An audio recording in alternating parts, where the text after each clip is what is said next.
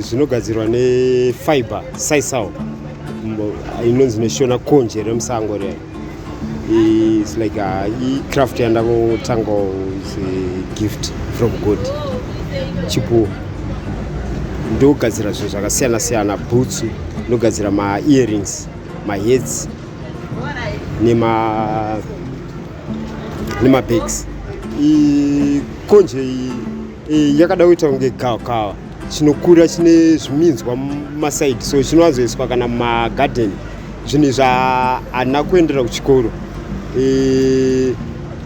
Vamwe ndichiri kupuraimary vandakambosangana navo primary vaiti ndaigona art, handangobvira ndichingoita art, asi kwete nefibre ndakazoitanga after high school. Zvinotora nguva yakareba seti musoni, ndinoona makatorova hembe, heti nekubhutsuku, ndo zvamakatopfeka. Zvakakutorera time yakareba sei? April inotora more than a year kuigadzira. It's a process kuigadzira kuti chiite chinhu chinopfekeka. Alright, saka murombodzidziso here vamwe kuzvisona kana kuti? Pane just a few dzandakambointroduce zvangu chivaratidza kuextractwa kwainoitwa fibre nekugadzira zvinhu zviri simple zvakaita sematable mats. Sisal fibre yakashandiswa iyi so yacho yakashandiswa ndetaya chairo remota real, mukati mozongolainwa nerexin.